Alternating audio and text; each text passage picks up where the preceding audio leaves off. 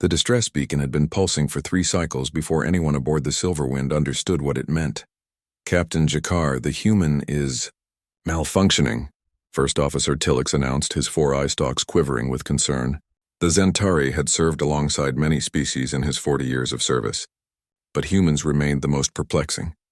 Commander Sarah Chen had joined their merchant crew 6 months ago, and in that time she had become something of a legend. She could lift cargo containers that required 2 Zentari working in tandem. She had repaired the quantum drive with nothing but what she called duct tape and spite. She had even eaten Krillnak's fire peppers, rated at 40 million dollars, Scoville units, and merely asked for water afterward. Now she lay in her quarters, making sounds that could only be described as distressing. Achoo! The sneeze echoed through the corridor, and 3 of the ship's youngest crew members, affectionately called Cubs by Sarah, froze outside her door. "Is she dying?"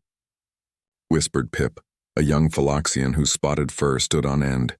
At barely 3 feet tall, she looked up at her companions with wide, luminous eyes. "Humans don't die from temperature regulation failure," said Crix, a juvenile Zentari who had spent the last month studying human biology. "At least I don't think they do." "Then why is she leaking?" asked Breen, a young Scorthan whose chitinous plates clicked nervously. "And why does she sound like a broken atmospheric processor?" They had good reason to be concerned. Sarah had taught them everything: how to read star charts, how to negotiate with difficult traders, how to tie something she called a square knot. She told them stories of Earth, of oceans and mountains and creatures called dogs that humans kept as companions. She protected them when Captain Jakar's temper flared, and she always saved them extra portions of whatever Earth food she managed to procure at space stations. Sarah was their human, and now she was making terrible noises. "We must investigate," Pip declared with the solemn courage of the very young. The door slid open, and they crept inside. Sarah's quarters were always fascinating, filled with strange artifacts from Earth, photographs of smiling humans, a plant she called succulent that somehow survived in space, books made of actual paper, and there in her sleeping pod was Sarah herself. She looked terrible by human standards, though the Cubs weren't entirely sure.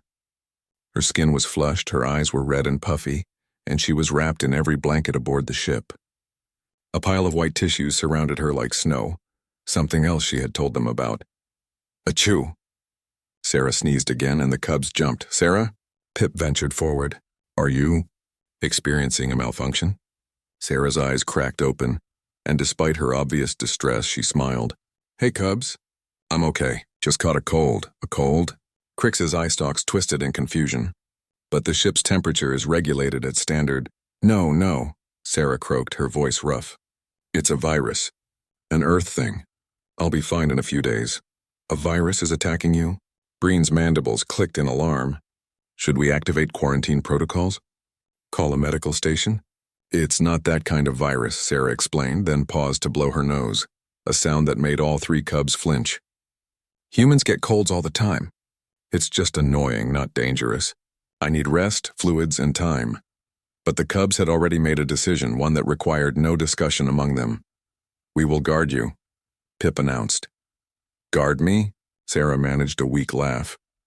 "You protected us from the Krillnak's pirates at Station 7, Breen said, settling near the door with military precision. "You stood between us and danger. You taught me how to calculate jump coordinates when I thought I was too stupid to learn," Crix added, positioning himself by the viewport. "You never gave up on me. You said humans have a word: family." Pip climbed onto the edge of Sarah's sleeping pod, her small form radiating fierce determination.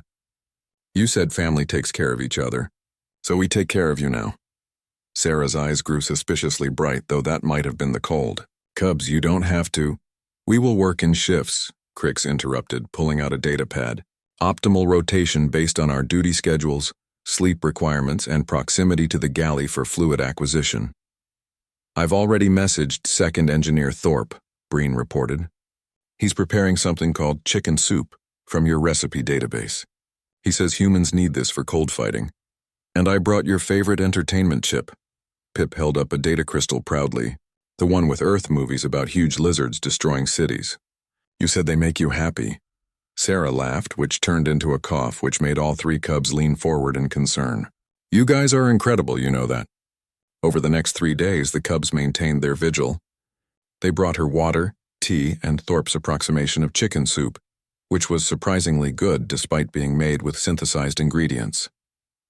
They dimmed the lights when her head hurt and played her favorite music when she seemed restless.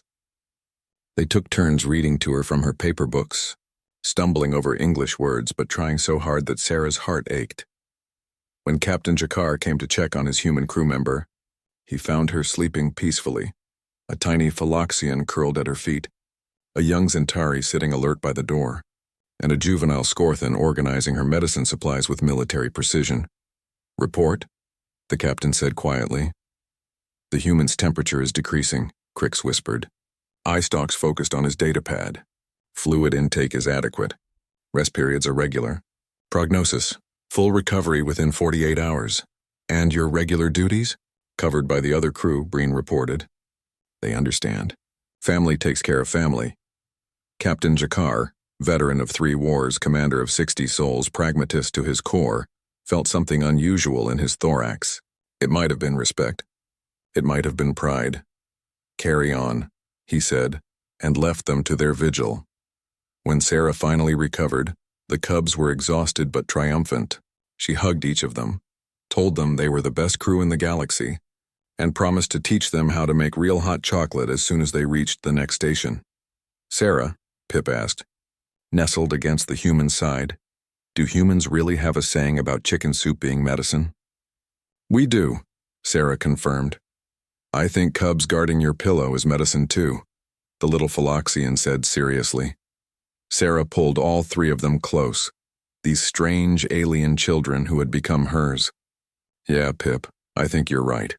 And if anyone aboard the Silverwind noticed that their human moved through the ship with extra warmth in her eyes after that, or that 3 young crew members walked with a bit more confidence, well, that was just what family did.